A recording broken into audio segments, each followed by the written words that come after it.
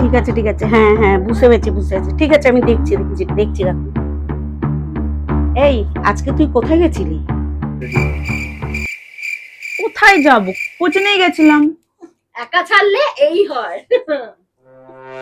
কোচিংয়ে গেছিলি? আজকে 3-4 দিন ধরে কোচিংয়ে যাস না, স্যার ফোন করে আমাকে জানিয়েছে।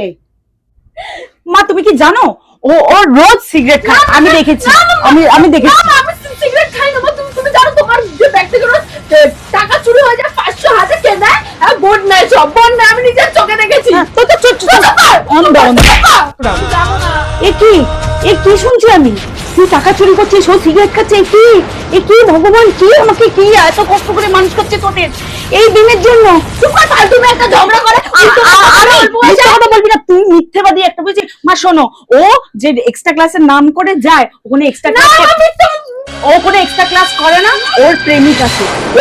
তুমি জানো ওর প্রেমিক আছে, ওর চকলেট নিয়ে আসে ওখান থেকে, ও চকলেট নিয়ে আসে ওখান থেকে, এর জন্য আমাকে দেয় না চকলেট, আমাকে চকলেট দেয় না। জিততে চাইছে, তো জিততে চাইছে, ও অঙ্কে 0 এনেছে। আর যেহেতু তোমাকে দেখাবে না বলে আমাকে সাইন করে নিয়ে গিয়ে স্কুলে জমা দিয়েছে। জিজ্ঞাসা করো তোমার মেয়েকে, জিজ্ঞাসা করো, এবার বলে দিয়েছি সব, যা জিজ্ঞাসা করো। আমি কি করব তোকে না ওকে, কি করব দুজনকে নিয়ে? ভগবান আমি আর পাচ্ছি না, আমি আর তোদের নিয়ে পাচ্ছি না। দেখ তোকে মিথ্যে কথা বলে ফাঁসাবো কেমন। মা জানো, ও প্রেগনেন্ট। बाय बाय टाटा खत्म गुड बाय गया। তুমি জেতার জন্য যাচ্ছ না মামি? আমি কি শুনলাম? আমি